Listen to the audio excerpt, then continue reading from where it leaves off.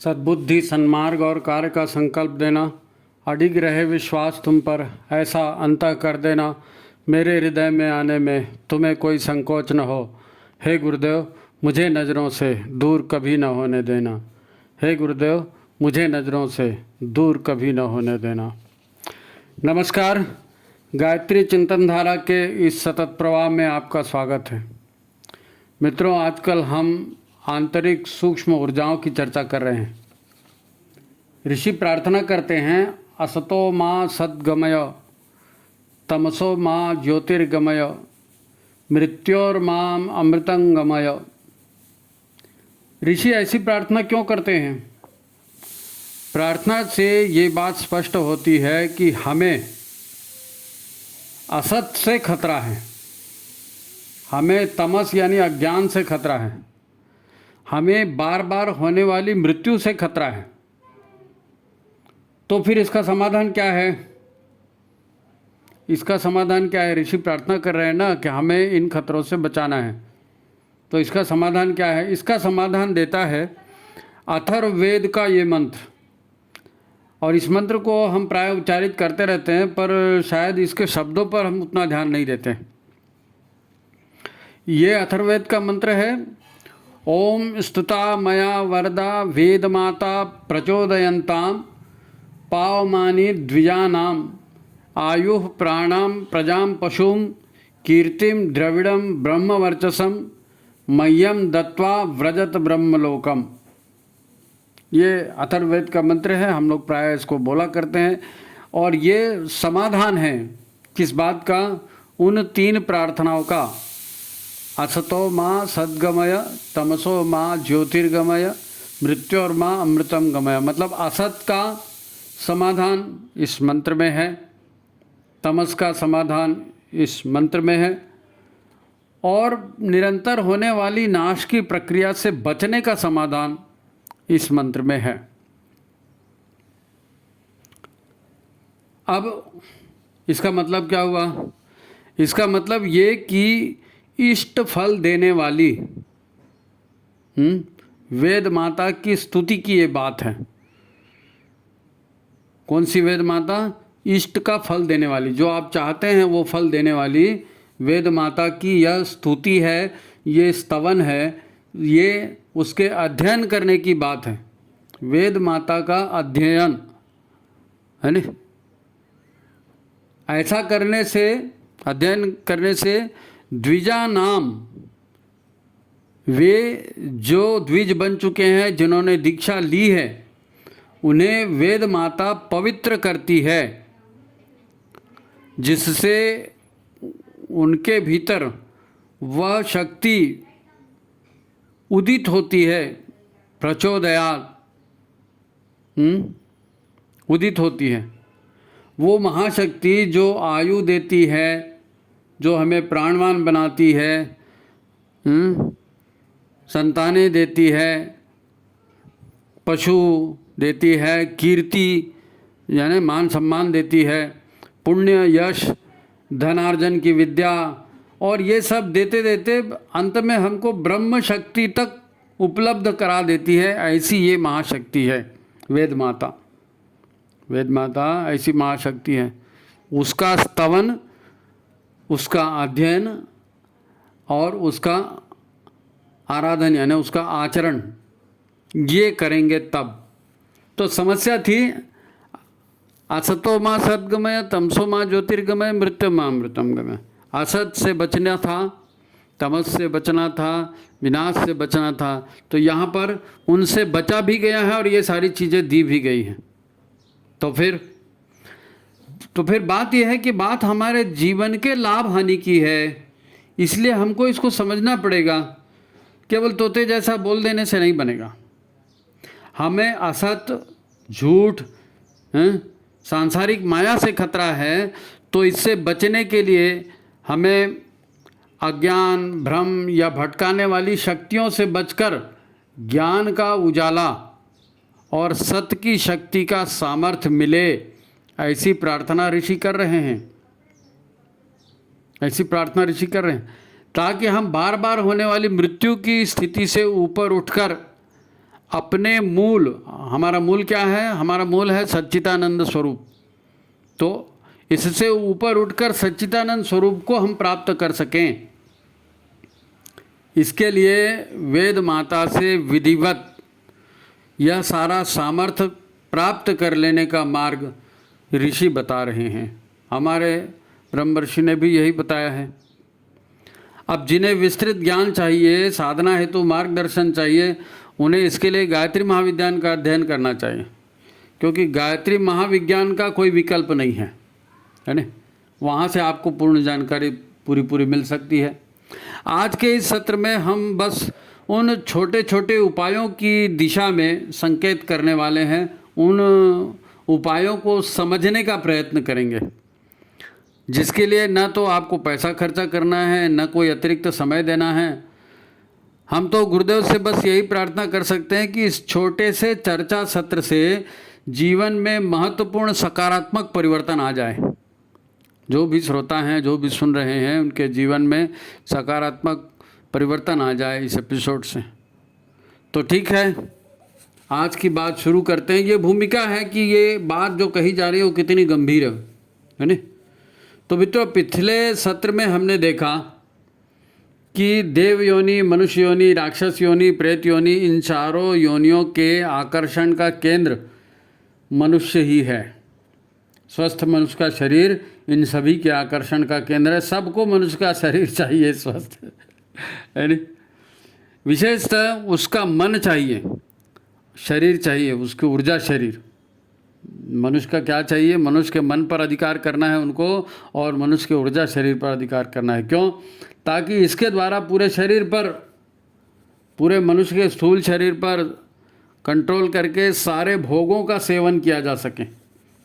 क्योंकि इन बाकी तो सबको भोग ही चाहिए ना, चाहे राक्षस हो, चाहे देवता हो, चाहे प्रेत पिशाच हो, सबको भोग ही चाहिए। शरीर, उसीलिए शरीर पर कब्जा करना है। खुद के पास है नहीं तो मनुष्य पर कब्जा करो, है ना। वो इसको कंट्रोल करके मनुष्य के स्थूल शरीर से वो सारे भोगों का वो सेवन करना चाहते हैं, और मनुष्य की प्राण ऊर्जा से वो अपने लिए ऊर्जा प्राप्त करना चाहते हैं। मनुष्य की प्राण ऊर्जा को चूस लेना चाहते हैं। तो हमको क्या करना है? हमको क्या करना पड़ेगा? हमको पूरी जागरूकता से कुछ काम ऐसे करने पड़ेंगे। ये काम कौन से हैं? ये काम है ज्ञान प्राप्ति का प्रयास, शरीर बल, मनोबल, ब्रह्म बल, है ना, इसको प्राप्त करने का प्रयास।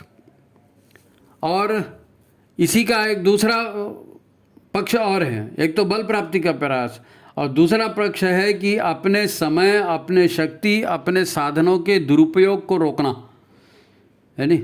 समय का दुरुपयोग रोकेंगे, शक्ति और साधनों का दुरुपयोग रखेंगे, तब तो प्राण की सुरक्षा होगी ना। नहीं तो प्राण भी आएंगे फुलझड़ी के जैसे जला के भस्म कर देंगे, तो मतलब क्या है नहीं। तो इसका ये दूसरा पक्ष, समय, शक्ति, साधनों का दुरुपयोग रोकना है, ताकि शक्ति का अपव्यय रुके, शक्ति को भटकने से रोका जा सके। अब इसको समझते हैं व्यवहार रूप में ये होगा कैसे। सिद्धांत रूप में तो कह दिया कि भैया ठीक है, प्राण अर्जन करना है और प्राण का अपव्यय रोकना है, लेकिन ये होगा कैसे? तो इसके लिए शरीर के सिस्टम को हमको थोड़ा सा समझना पड़ेगा। आपने भी पढ़ा सुना होगा, लेकिन एक रिमाइंडर फिर से आप याद कर लीजिए जरा, है नहीं। शरीर को हम समझते हैं दो आधारों पर। शरीर क्या है? तो इसके दो आधारों पर हम इसको समझते हैं। आप जानते हैं तत्वों के आधार पर, तत्वों के आधार पर शरीर 5 तत्वों से बना एक संतुलित संरचना है। 5 तत्वों से बना एक स्वस्थ शरीर में पृथ्वी, जल, वायु, अग्नि और आकाश, इन 5 तत्वों का एक सर्वश्रेष्ठ संतुलन होता है। अब संतुलन बिगड़ते ही शरीर रोगग्रस्त हो जाता है, विकृत हो जाता है ना, दुख प्राप्त कराता है। अगर ये संतुलित है तो खुशी का जमाना है। फिर शरीर को समझने का दूसरा आधार है शरीर में काम करने वाले सारे सिस्टम को समझना, कि शरीर में कौन कौन से सिस्टम काम करते हैं और उन सिस्टमों को अच्छा कैसे रखा जा सकता है। तो शरीर में हमारे 5 सिस्टम काम करते हैं। 5 व्यवस्थाओं को हमको जानना है, समझना है और उनको व्यवस्थित करना है, ताकि ऊर्जाओं का सदुपयोग हो सके और दुरुपयोग रुके। तो पंचतत्वों से बना शरीर, 5 तत्वों की बात बार बार कही जाती है। दूसरा जो है सिस्टम की बात, कि 5 सिस्टम हमारे शरीर में इनबिल्ट हैं, बने हुए हैं। तो पहला सिस्टम है जो दिखता है, बाहर से दिखता है हर किसी को, वो है हमारा दृश्य शरीर। तो हमारा दृश्य शरीर हमारे शरीर का ही एक भाग है। ये एक सुव्यवस्थित मल्टीपर्पज़ और ऑटोमेटिक मशीन की तरह काम करता है। ये शरीर विभिन्न रसायनों, ऑक्सीजन, पानी, बिजली, प्राण शक्ति, इन सब से संचालित होता है। इसमें भोजन ढूंढने, भोजन को उठाने, भोजन को चबाने, भोजन को पचाने और आवश्यक तत्वों को रख कर शेष तत्वों को फेंक देने के अनेक सिस्टम काम करते हैं। अनेक सिस्टम काम करते हैं हमारे इस दृश्य शरीर में। और ये सारे सिस्टम प्राण ऊर्जा के द्वारा और अनेक सूक्ष्म रासायनिक पदार्थों के द्वारा चलते हैं। यानी एक सिस्टम जो है दूसरे सिस्टम पर अवलंबित भी होता है और दूसरे सिस्टम का पोषण भी करता है। सारे सिस्टम एक दूसरे का पोषण करते हैं और एक दूसरे को चलाते हैं। अब शरीर का दूसरा सिस्टम है जिसको हमको समझना है। शरीर का दूसरा सिस्टम है जिसको हम समझना है। हमारा दूसरा सिस्टम है हमारा अदृश्य शरीर, या इस शरीर से यानी स्थूल शरीर से काम करने लेने वाला एक अदृश्य सिस्टम। क्योंकि दृश्य शरीर तो काम करता है, लेकिन इसको काम चलाता कौन है? अदृश्य शरीर चलाता है। वो एक सिस्टम है, एक प्रोग्राम की तरह काम करता है। तो इस सिस्टम में 3 प्रमुख काम होते हैं। जो शरीर को चलाने वाला सिस्टम है, इसमें 3 प्रमुख काम होते हैं। पहला, स्मृतियों की फाइलों को व्यवस्थित करना। हमने क्या देखा था, क्या पढ़ा था, क्या सुना था, उसके सारे रिकॉर्ड इसमें रहते हैं, तो उसको रिकॉर्ड को व्यवस्थित करने का काम। दूसरा, दृश्य शरीर के निर्माण के उद्देश्यों को शरीर के अन्य स्थूल यंत्रों से के माध्यम से क्रियान्वित करवाना। क्योंकि ये शरीर मिला हुआ है, तो शरीर ऐसे ही तो नहीं मिल गया, कुछ उसका उद्देश्य है। तो शरीर जिस उद्देश्य से मिला है उन उद्देश्यों को क्रियान्वित करवाना है ना। पहला स्मृतियों की सुरक्षा, दूसरा शरीर को क्रियान्वित कराने का काम करना। ये शरीर के दूसरे सिस्टम का काम है। तो इसके माध्यम से शरीर के अन्य स्थूल यंत्र हैं उनको सक्रिय किया जाता है। शरीर के जो अंग काम करते हैं उनको आराम देने का काम होता है, उनको रस देने की व्यवस्था होती है, ताकि शरीर जो जो मांगे सामने रखता है कि भाई मैं थक गया हूँ, कि मुझको भोजन चाहिए, कि मुझको ये चाहिए, ये जो भी मांगे शरीर रखता है, उनको उचित समय पर पूरा किया जा सके। ये इस सूक्ष्म शरीर का, ये जो दूसरा हमारा शरीर है, इसका काम। इसको कहते हैं मनोमय शरीर। मनोमय शरीर अब समझ में आ गया, क्योंकि मन तो बहुत कुछ डिमांड करता है। मन को बड़ा आज सब लोग सोचते हैं कि मन को जानते हैं। खैर ठीक है। तो ये दूसरा सिस्टम है हमारे शरीर का, जो दृश्य शरीर से, स्थूल शरीर से काम करवाता है। ठीक है। अब ये काम होते हैं प्राण ऊर्जा के आधार पर। कोई भी काम होगा तो वो ऑक्सीजन ग्लूकोज से काम नहीं होता। ऑक्सीजन ग्लूकोज तो हमारे शरीर के अंगों को सुरक्षित देने, जीवन देने तक सीमित है। लेकिन शरीर से जो काम होता है वो तो प्राण ऊर्जा से काम होता है। शरीर से जो काम होता है वो प्राण ऊर्जा से काम होता है। तो प्राण ऊर्जा दिलाने का काम भी यह मन शरीर ही करता है। इसलिए ये मन शरीर स्थूल शरीर से भी जुड़ा है और ये प्राण शरीर यानी ऊर्जा शरीर के नेटवर्क से भी जुड़ा है। बोर लग रहा है? बोर लग रहा है? अरे भाई, इसमें कोई कहानी नहीं आएगी, क्योंकि ये थोड़ा समझने वाली बात है। और ये बीच में हम आपको इसीलिए बता रहे हैं कि आप एक बात को समझ लेंगे ना, तो पूरा जीवन आपका बदल जाएगा। पूरा जीवन आपका बदल जाएगा। छोटे छोटे कामों से आपको जीवन की ऊर्जा बढ़ानी है ना, तो वो कैसे बढ़ेगी? तो उसके सिस्टम को समझेंगे तब ना बढ़ाएंगे।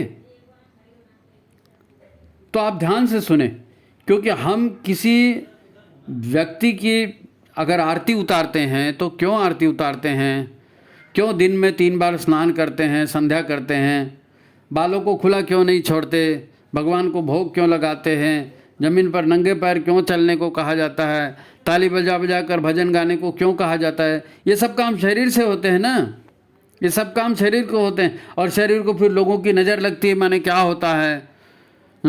भय मुक्त रहने के लिए क्यों कहा जाता है कि भाई भय मत करो, चिंता मत करो, ऐसा क्यों कहते हैं। आपको अनेक प्रश्नों के उत्तर मिलेंगे, लेकिन पहले शरीर का सिस्टम तो आप समझ जाओ कि सिस्टम काम कैसे कर रहा है। दृश्य शरीर काम किया, दृश्य शरीर से काम कराने वाला मना शरीर है। अब मना शरीर चूंकि दृश्य शरीर से भी काम करवाता है और ये काम करवाता है ऊर्जा से, तो ये प्राण शरीर से भी जुड़ा है, तो ये लिंक बन रही है ना। ठीक है, हम बात कर रहे थे मना शरीर की, जो एक तरफ दृश्य शरीर से जुड़ा है, दूसरी तरफ प्राण शरीर से भी जुड़ा है। तो दूसरी तरफ यही प्राण शरीर में तो पूरा सिस्टम बना है, पूरा सिस्टम बना है, क्योंकि प्राण शरीर जुड़ा है विज्ञानमय शरीर से, और विज्ञानमय शरीर आकाशीय शक्तियों से भी जुड़ा है और हमारे अंदरूनी संरचनाओं से भी जुड़ा हुआ है। ये बड़ा मज़ेदार है। हम तीसरे प्राणमय शरीर की या ऊर्जा शरीर की बात करेंगे। यूँ तो शरीर में 5 प्राण होते हैं, है नी। अब प्राण शरीर की बात करें ना तो थोड़ा डिटेल जाना पड़ेगा। हम कहते हैं उसका प्राण छूट गया, लेकिन प्राण छूट गया तो एक ही प्राण है ऐसा नहीं है, 10 प्राण, 5 प्राण हैं, 5 उप प्राण हैं। तो ये प्राण और ये उप प्राण कहाँ रहते हैं, क्या काम करते हैं, कैसे प्राणों की सुरक्षा की जाती है, और किस तरह का प्राण कम होने से किस चीज़ की बीमारी हो सकती है, किस चीज़ का दर्द हो सकता है, किस चीज़ की परेशानी हो सकती है, ये भी तो समझना पड़ेगा ना।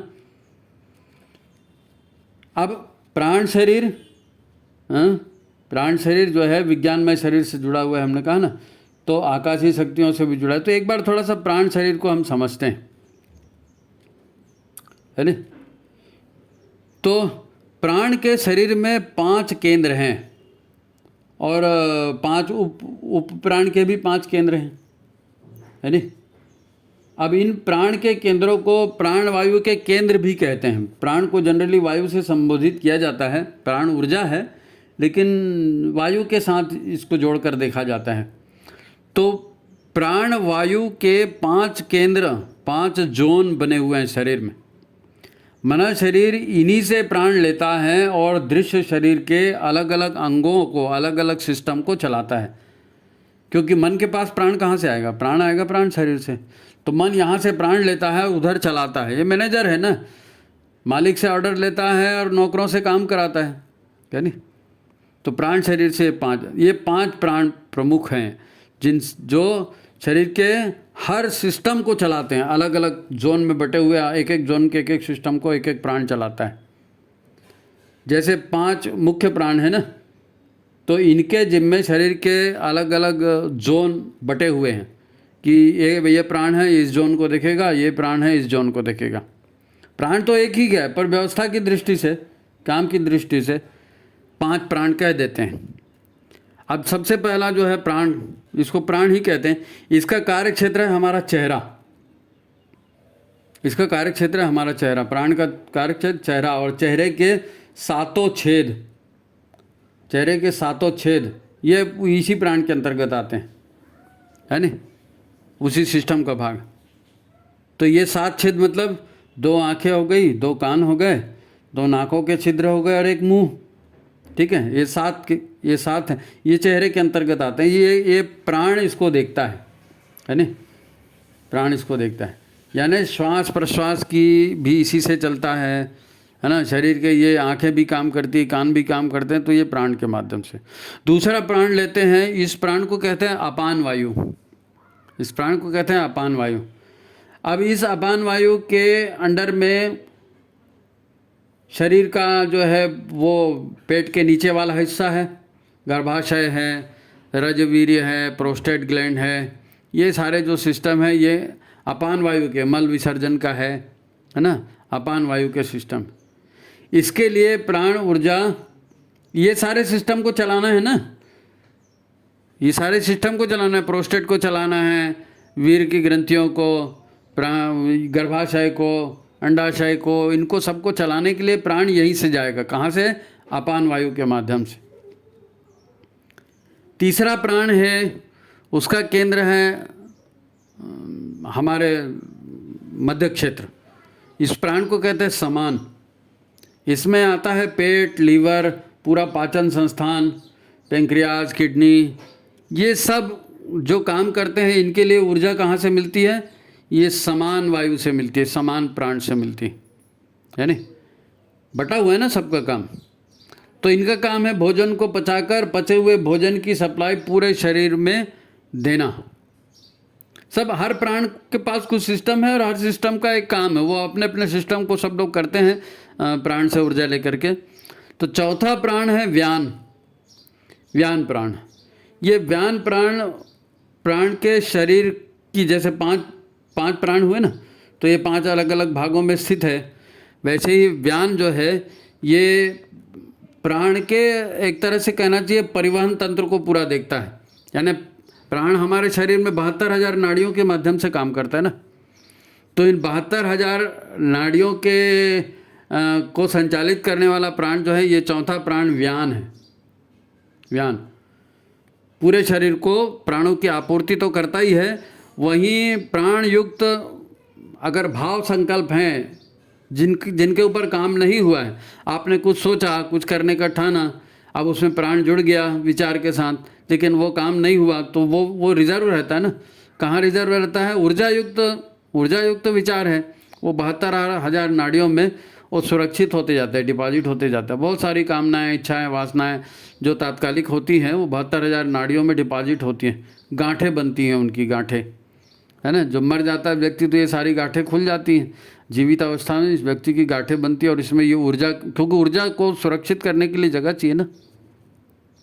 तो 72,000 नाड़ियों में बहुत सारे ऐसे अधूरे काम जो हैं, इच्छाएं जो हैं, ये सुरक्षित वहीं रहती हैं। तो ये भी काम ये व्यान प्राण जो है ये करता है नहीं। और समय समय पर इन संचित भावों को उजागर भी करते रहता है। यानी आपको कहीं लगेगा ना, अरे यार बोर हो रहा हूँ, क्या करना चाहिए, तो अंदर से जो 72,000 नाड़ियों में संचित आपके संकल्प ऊर्जा है ना, वो उभर के सामने आ जाएंगे। अरे उस दिन ये काम छूट गया था ना, ये काम करना है। तो ये व्यान के माध्यम से ये काम हो रहा है। 5वां और महत्वपूर्ण प्राण जो है ये उदान प्राण कहलाता है।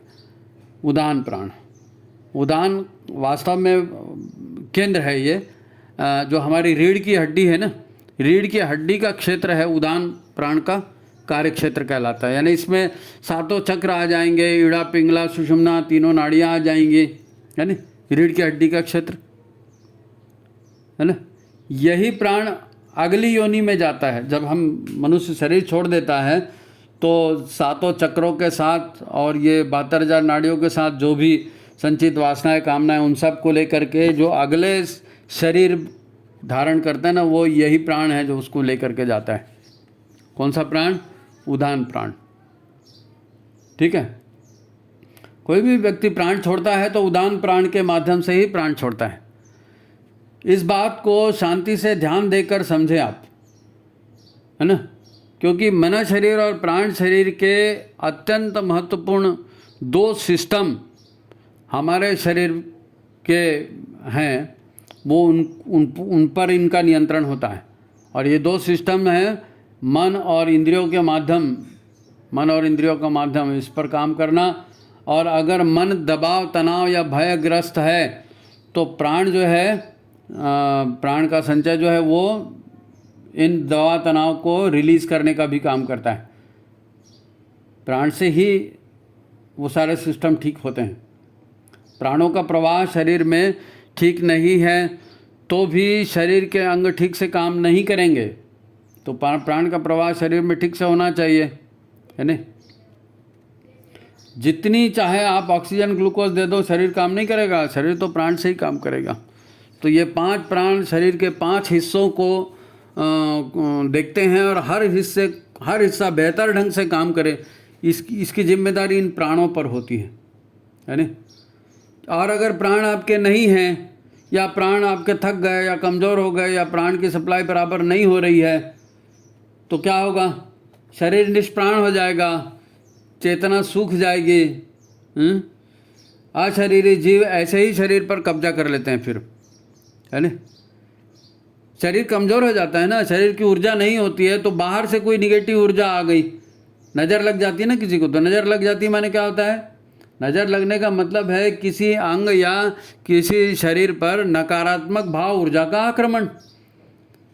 तो वो आक्रमण सफल तब होगा जब शरीर कमज़ोर होगा ना, कमज़ोर होगा तो बाहरी आक्रमण सफल हो जाएगा। और अगर भीतर से अगर प्राणवान हो, मजबूत हो, शरीर प्राणों से चला रहा है, तो बाहर से कोई कितना भी उल्टा सीधा भेजे उसका कोई प्रभाव नहीं होने वाला है नहीं। तो अब चौथा एक और यूनिट है शरीर का, है ना, इसको कहते हैं विज्ञानमय कोश। विज्ञानमय कोश, इसको बुद्धि का भी कोश कहते हैं। इसका संबंध जो है ऊर्जा शरीर से भी है और इसका संबंध ब्रह्मांड से भी है, कॉस्मिक माइंड से भी है। हर चक्र, हर शरीर जो है ये इंटरकनेक्टेड है। हमने कहा ना पांचों जो तंत्र हैं ये इंटरकनेक्टेड है, इसका उससे उसका उससे संबंध है। तो ये जो विज्ञानमय कोश जिसको कहते हैं विज्ञानमय शरीर, ये शरीर से भी संबंधित है और ब्रह्मांडीय ऊर्जा से भी संबंधित है ना। और इसके दो भाग हैं विज्ञानमय कोश के।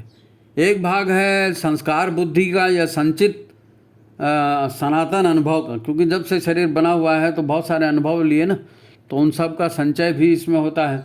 और दूसरा पार्ट है जिसको विवेक बुद्धि का पार्ट कहते हैं, प्रज्ञा का पार्ट कहते हैं, ये भी उसी विज्ञानमय कोश का ही भाग।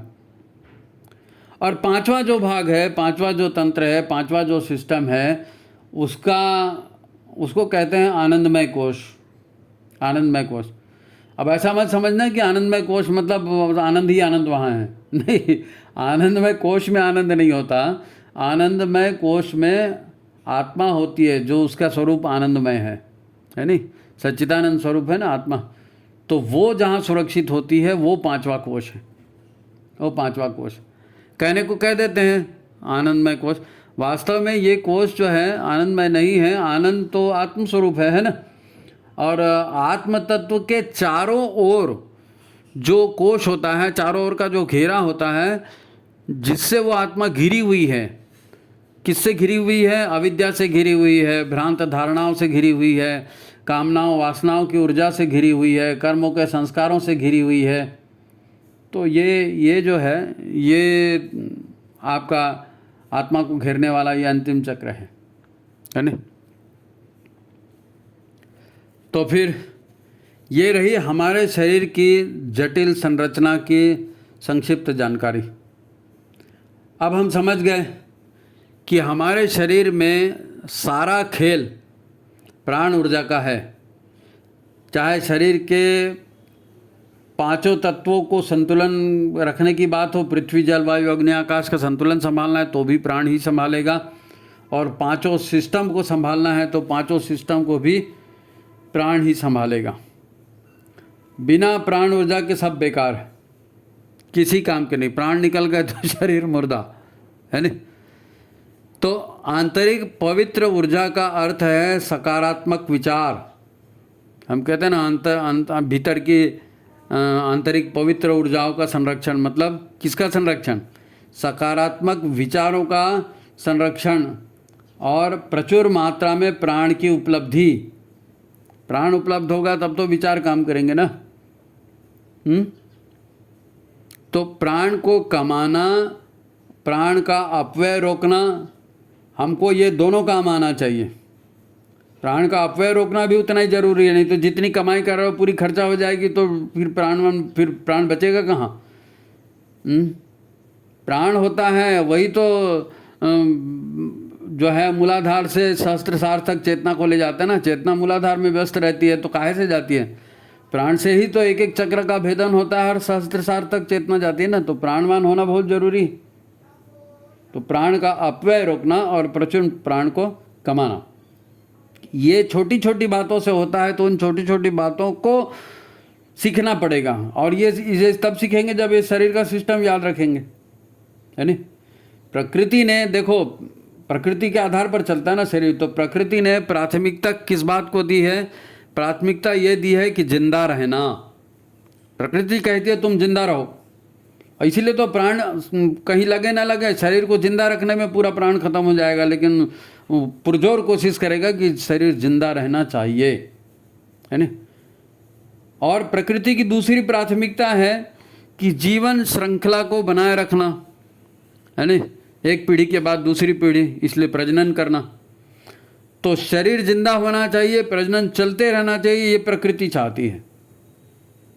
तो आदमी की सारी ऊर्जाएं इसी में खप जाती हैं, बल्कि लोगों को ऊर्जा कम पड़ती है, क्योंकि आदमी ईश्वर के अनुशासन से नहीं जीता तो प्राणों का अपव्यय होता है।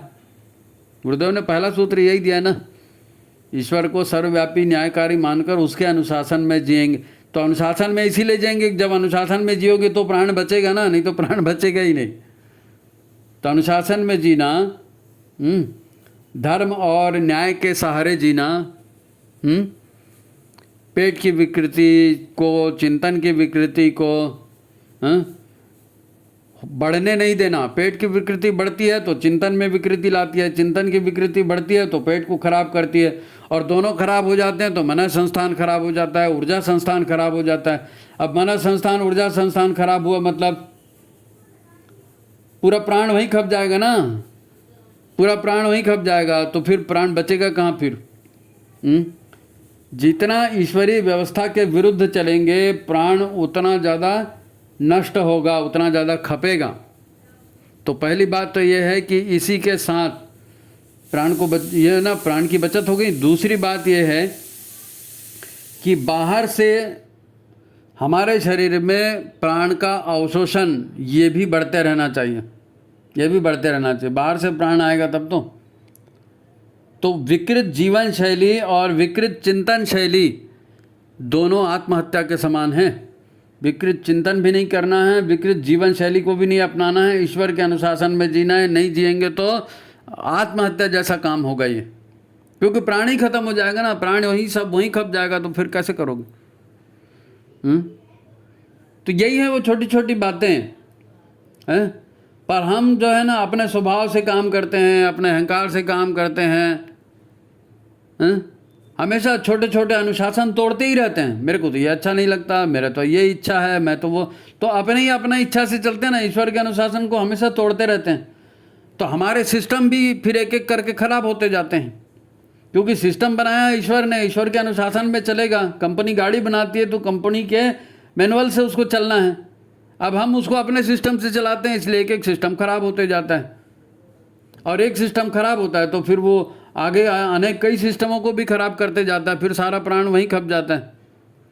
शरीर में 5 तत्वों का संतुलन बिगड़ते जाता है, इसी से फिर चिंतन में विकृति आती है, विचार खराब हो जाते हैं। अब हम आदतें नहीं सुधारते तो नकारात्मकता हमारे भीतर बढ़ती जाती है ना, और नकारात्मकता बढ़ती जाएगी तो फिर स्वतः के शरीर पर स्वतः का नियंत्रण खत्म होते जाता है, क्योंकि शरीर में प्राण खप गया ना, तो प्राण खप गया तो फिर खुद के ऊपर ही कंट्रोल नहीं। इंद्रियां जो कहेंगे वही हो रहा है, आहार निद्रा भय मैथुन, बस वही चक्र चल रहा है। अब जैसे जैसे शरीर कमज़ोर होने पर बीमारियां बढ़ती हैं ना, ये तो मामूली बात है, आप जानते हैं कि शरीर कमज़ोर होगा तो बीमारियां बढ़ेंगी। वैसे ही अंतरंग जब प्राणहीन हो जाता है, अंतरंग जब शक्तिहीन हो जाता है और अनिष्ट की आशंका से भयग्रस्त हो जाता है, तो हमारी चेतना सिकुड़ती जाती है, हमारी चेतना सिकुड़ती जाती है, और चेतना के सिकुड़ जाने से स्पेस बन जाती है। तो बाहरी आत्माएं, फिर भूत प्रेत जो है वो भीतर घुस करके हमारे शरीर का मनमाने ढंग से उपयोग करने का काम ये शुरू कर देते हैं। इसलिए आत्मबल, संकल्प बल है ना, इसकी साधना की बात क्यों की जाती है, प्रसन्न रहने की बात क्यों की जाती है? अपने शरीर पर अपना नियंत्रण रखना ये इसीलिए महत्वपूर्ण होता है। निष्प्राण होंगे तो कभी अपने पर नियंत्रण रख ही नहीं पाएंगे। अब इसके लिए बहुत ज़रूरी हो जाता है कि हम आलस्य से, प्रमाद से, अहंकार के प्रभाव से बचे रहें। आलस्य, प्रमाद, अहंकार के प्रभाव से हम बचे रहें, है ना। उसके लिए क्या होगा, छोटी छोटी भाव संवेदनाओं से बचना पड़ेगा। हर छोटी छोटी इच्छा हो जाती है ना, चलो यार ऐसी कर देते हैं क्या होता है, चलो यार ऐसी कर देते हैं क्या होता है, तो उस समय तो पता नहीं चलता, लेकिन धीरे धीरे प्राण का खर्चा उसमें बढ़ते जाता है और फिर ये आलस्य प्रमाद की आदत बढ़ जाती है, मैं मेरा चलाने की आदत बढ़ जाती है, अहंकार और ये आलस्य प्रमाद बढ़ जाएगा तो फिर क्या होने वाला है? बचा क्या? जिसकी वजह से शरीर का कोई भी सिस्टम दबाव महसूस करता हो वो काम नहीं करना। और ज़्यादा समझ में भी नहीं आया ना कि क्या करना है क्या नहीं करना है, तो कम से कम अपनी संस्कृति का, अपनी संस्कार परंपरा का पालन तो आप कर ही सकते हो। कोई सिस्टम नहीं समझ में आया, क्या आत्मा है, क्या परमात्मा है, क्या 5 कोश है, क्या 5 प्राण है, कुछ समझ में नहीं आया। तो कुछ समझ में नहीं आया तो कम से कम इतना तो कर सकते हो कि अपनी संस्कृति का, अपनी परंपराओं का निर्वाह करते जाओ, क्योंकि वो बनाई ही इसीलिए गई है कि ईश्वर का अनुशासन उसमें पूरा हो, ईश्वर का अनुशासन उसमें पूरा हो। हमारी संस्कृति एक उदाहरण से समझते हैं, एक उदाहरण से। अब सवेरे जल्दी उठना, घर की सफाई करना, बड़ों के पैर छूना, नहा धोकर प्राणवान होकर जाप करना, ध्यान करना, स्वाध्याय करना, देखा जाए तो ये सारी बातें प्राण ऊर्जा बढ़ाने वाली हैं, हमारे अहंकार को घटाने वाली हैं। अब हम दूसरों के बुजुर्गों के पैर छूते हैं तो क्या करते हैं? नमन वंदन करते हैं। तो झुकना भी बहुत बड़ी चीज़ है। अहंकार कठोर बनाता है आदमी को, नहीं झुकेंगे जी, क्यों झुकेंगे बोलता है। लेकिन जब आदमी की झुकने की आदत होती है बड़ों के आगे, सत्य के आगे, तो वो नम्र होता है, उससे शुचिता बढ़ती है, पवित्रता बढ़ती है ना, और जीवन में व्यवस्था बनाती है। अब हमको नहीं समझ में आया तो संस्कृति का ये हमारा नियम है ना, इन नियमों का पालन करें आप। छोटे छोटे नियम हैं, छोटे छोटे नियम हैं, हमको उसका स्मरण करना है, उनका पालन करना है, तो हम अपने आंतरिक ऊर्जा को प्राणवान बना सकते हैं। अब हमारे यहाँ कहा जाता है धरती पर नंगे पांव चलना चाहिए, मिट्टी से स्पर्श हमारा बने रहना चाहिए। तो मिट्टी क्या करती है? मानवीय तनाव को, मानवीय दबाव को दूर करती है, क्योंकि तनाव और दबाव से जो है ना अतिरिक्त नकारात्मक ऊर्जा शरीर में भरते जाती है। अतिरिक्त नकारात्मक ऊर्जा दबाव तनाव से भरती है, ये भी नहीं हुआ, वो भी नहीं हुआ, अरे मूड खराब के नहीं हुआ, वो नकारात्मक ऊर्जा बढ़ गई आपकी। अब उस नकारात्मक ऊर्जा को अर्थिंग देना है तो जमीन से ही तो मिलेगा, मिट्टी से ही तो अर्थिंग मिलेगा, है ना। आजकल तो अर्थिंग दे करके मनुष्य का इलाज भी किया जाता है, बिस्तर पे अर्थिंग लगा देते हैं। तो आप मिट्टी के संपर्क में रहेंगे, छोटी सी बात है ना, तो तनाव से, दबाव से दूर हो जाएंगे। ये कितना बड़ा काम। आपके सिस्टम की बेहतरी है इसी में कि जो निगेटिव ऊर्जा है उसका अर्थिंग हो जाए। अब आपको कहा जाता है ठंडे पानी से आप हाथ पैर धोइए, ठंडे पानी से आप स्नान करिए, तो इससे शरीर के रोम छिद्र खुल जाते हैं, सफाई होती है, यहाँ तक तो ठीक है। लेकिन आपको बता दूँ, पानी से ही ना, सामान्य बॉडी टेम्परेचर का सामान्य पानी जो है, ये पानी भाव संवेदनाओं को बहुत जल्दी ग्रहण करता है, सबसे ज़्यादा। वो आशीर्वाद और श्राप देने के लिए भी तो पानी ही देते हैं ना। कलश का पवित्र जल सारी ऊर्जाओं को रोकता है, तो उसी को, ऊर्जा का जल को सिंचन करते हैं ना, क्योंकि ऊर्जाओं को बड़े जल्दी घोल लेता है पानी अपने आप में। तो जब आप 4-6 घंटा 8 घंटा बाहर काम करते हैं और घर में आते हैं, बाहर जूता उतारा आपने और उसके बाद आपने हाथ पैर धोए, ठंडे पानी से आपने स्नान कर लिया, तो ये जितनी निगेटिव ऊर्जा बाहर से आप लेकर के आए हो अपने दिमाग में, अपने शरीर में, वो निगेटिव ऊर्जा पानी के साथ घुल गई और घुल के साथ नली में बह गई और आप हो गए फ्रेश, आपका सिस्टम हो गया फ्रेश। नहीं तो वो ऊर्जा आपके भीतर दबाव डालती है, आपके मस्तिष्क में दबाव डालती है, चेतना पर दबाव डालती है, आपके सिस्टम पर दबाव डालती है नहीं। ठंडे पानी में घुल गई वो निगेटिविटी और बह गई। तो ये छोटी छोटी बातें हैं, छोटी छोटी बातें।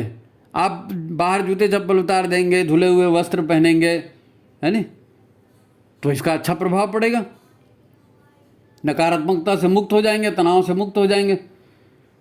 इसी प्रकार आप, कहा जाता है कि भाई सीलन और बदबूदार कमरे में नहीं रहना है, हवादार जगह में रहना है, पेड़ पौधों के बीच रहना है, पेड़ लगाते रहना है, हमेशा दरवाज़ा खिड़की बंद नहीं रखना, एसी में नहीं रहना, अगर कूलर लगाना है तो विंडो कूलर लगाओ, बाहर से फ्रेश हवा आए, ये नहीं कि वही हवा अंदर ही अंदर घूम रही है, नहीं, बाहर से फ्रेश हवा आनी चाहिए, है ना। शरीर की मालिश करना मंत्र जाप करना, भजन करना, संगीत का अभ्यास करना आपके फेफड़ों में शुद्ध वायु, प्राण वायु को पहुंचाने का जरिया है। आप भजन गाते हैं, आप संगीत का अभ्यास करते हैं, आप मालिश करते हैं, आप शुद्ध हवा में रहते हैं, तो शुद्ध प्राण अंदर जाएगा ना। जब हम किसी की आरती उतारते हैं, आपने देखा होगा, जन्मदिन हो गया आरती उतारते हैं, कोई मेहमान आ गया तो उसकी आरती उतारते हैं, दिया जला के ले जाते हैं ना, नई बहू आती है तो उसकी भी आरती उतारते हैं। तो ये आरती उतारते हैं या दीपक दिख के सामने बैठते हैं, तो इससे क्या होता है? इससे हमारा ओरा क्लीन होता है। ओरा समझते हैं ना, हमारी जो क्या कहना चाहिए, बायो इलेक्ट्रिसिटी है, जैव ऊर्जा है, जैव ऊर्जा एक घेरा बनाती है शरीर के चारों, तो उसमें भी निगेटिविटी आ जाती है, तो वो निगेटिविटी क्लीन करते हैं काहे से? घी का दीपक जला के, आरती उतार के। तो ये छोटे छोटे काम है, लेकिन इन छोटे छोटे कामों से बड़ी ऊर्जा मिलती है आदमी को, बड़ी ऊर्जा मिलती है। समझना इसको पड़ेगा, नहीं समझते हैं ना तो उटपुटांग काम करते हैं। देखो 5वां जो तत्व है वो आकाशीय तत्व है। 5 तत्वों से बना शरीर है ना, तो 5वां तत्व आकाशीय तत्व है। अब आकाश माने स्पेस। अब हमारे भीतर कोई स्पेस बची ही नहीं। विचार देखो तो ठूस ठूस कर भरे, पेट देखो तो ठूस ठूस कर भरा, शरीर देखो तो चर्बी ठूस ठूस कर भरी कोई स्पेस है नहीं, तो फिर क्या होगा? फिर क्या होगा? प्राणों को खेलने के लिए जगह चाहिए। इसके लिए क्या किया? सबसे बढ़िया क्या उपाय है स्पेस बढ़ाने के लिए? स्पेस बढ़ाने के लिए एक उपाय है, 1 टाइम उपवास करो या 2 टाइम उपवास करो। उपवास करना मतलब कुछ नहीं खाना, केवल पानी पीना। कुछ नहीं खाना, केवल पानी पीना, आहार नहीं, केवल पानी।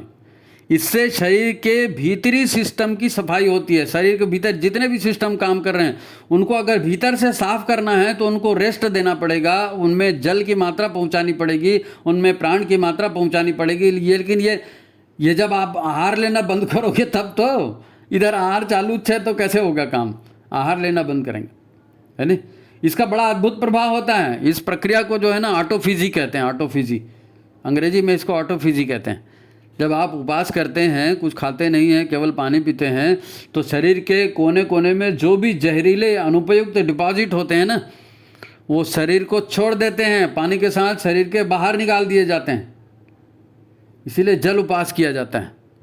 5 तत्व क्लीन हो गए ना, पृथ्वी, जल, वायु, अग्नि, आकाश, सब क्लीन हो गया। और क्या चाहिए जी? और क्या चाहिए? ये बात बड़ी लंबी चौड़ी है, लेकिन इसको अपन संक्षेप में करेंगे। अंत में एक बात याद रखिए आप, कि जीवन में जो भी होता है, छोटी छोटी प्राण ऊर्जाएं बचाना है ना, अपने आप को प्राणवान बनाना है ना, तो याद रखिए जीवन में जो भी होता है उसका मूल क्या है? विचार। विचार, क्योंकि विचारों के आधार पर ऊर्जा खेलती है। और ऊर्जा है, दूसरा है प्राण, विचार और प्राण, और तीसरा है हमारी भावना। विचार, प्राण और भावना। हमारे साथ बुरा क्यों होता है? हमारे साथ बुरा इसलिए होता है कि जीभ को हम कंट्रोल में नहीं रखते, भावनाओं को हम कंट्रोल में नहीं रखते, कुछ भी खाते रहते हैं, कुछ भी बोलते रहते हैं। अधिकांश लड़ाइयाँ सिर्फ इसीलिए होती है कि मुंह से कुछ बोल दिया आपने और सामने वाले को लग गया वो। शरीर इसीलिए खराब होता है कि कुछ खाने की इच्छा हो गई, जीभ ने कहा कि चाहिए, अब चला गया पेट में, तो फिर खराब हो गई तबीयत, है नहीं? तो ये जो है विचार, प्राण और भावना, इस पर आपका नियंत्रण होना जरूरी है, तो आपके सारे सिस्टम फिर ठीक काम करेंगे। हमारा स्वभाव, हमारी मिथ्या मान्यताएं, हमारी धारणाएं, हमारा ज्ञान, हमारा अहंकार, इस पर कठोर नज़र रखनी है। इस पर कठोर नज़र रखनी है, इसमें त्रुटि ढूंढनी है। गुरुदेव कहते हैं ना, अपनी एक एक गलती जो है आप पूर्णाहुति में छोड़ते जाओ। तो अपनी गलतियां ढूंढोगे तब तो पूर्णाहुति में छोड़ोगे। तो एक एक त्रुटियां ढूंढनी है, त्रुटियां ढूंढेंगे प्राण बचेगा, है नहीं?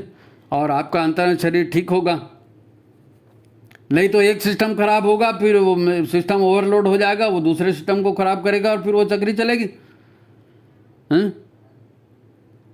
सिस्टम जो है ना ठीक से चलाने के लिए ये सिस्टम लोग ही सबसे ज़्यादा प्राण खाते हैं। क्या है, ईश्वर के अनुशासन में नहीं चलते तो सारा प्राण यही खप जाता है ना। और सीधी सी बात है, देखो जहाँ रोशनी नहीं होगी वहाँ अंधकार अपने आप आ जाता है। और जब आपके पास प्राण नहीं होंगे, शरीर में प्राण की कमी होगी, तो फिर नकारात्मकता बढ़ेगी। प्राण माने सकारात्मक शक्ति, हाँ, और प्राण घट जाना नकारात्मक शक्ति। तो नकारात्मक शक्ति बढ़ती है तो क्या होता है? बुद्धि का नाश होता है और शरीर की ऊर्जा नष्ट होती है, शरीर भीतर से खोखला होते जाता है। इसलिए अपनी त्रुटियां देखना ये बहुत ज़रूरी है। अगर आप अपनी त्रुटियां नहीं देखोगे तो फिर क्या होगा? सारा दोष दूसरे के ऊपर डालोगे, उसकी वजह से ऐसा हो गया, उसकी वजह से ऐसा हो गया, वो दुष्ट है, उसने ऐसा कर दिया। फिर घृणा बढ़ेगी, फिर प्रतिशोध की भावना बढ़ेगी, बदले की भावना बढ़ेगी। मन हमेशा उद्विग्न बना रहेगा, तनाव हमेशा बना रहेगा। तो मरने के बाद भी फिर चैन नहीं मिलने वाला, मरने के बाद भी चैन नहीं मिलने वाला। आत्मा भटकती रहेगी, प्रेत योनि में चले जाओगे भटकते भटकते, है नहीं? इसीलिए ऋषि प्रार्थना करता है। ये प्रार्थना बहुत महत्वपूर्ण है, प्रार्थना को समझना पड़ेगा। ऋषि प्रार्थना करता है, असतो माँ सद्गमया, तमसो माँ ज्योतिर्गमया, मृत्योर माँ मृतम गमय। हे भगवान, हमको असत्य से सत्य की ओर ले जाइए, अज्ञान से ज्ञान की ओर ले जाइए। तो ये ज्ञान ही तो जा रहा है, ये ज्ञान ही जा रहा है। इस ज्ञान के ऊपर आचरण करना है ना? अज्ञान दूर हो, इसीलिए गुरु का वर्ण किया है। गुरु अज्ञान को दूर करते हैं ना, गुरु चुना ही इसीलिए कि अज्ञान दूर हो।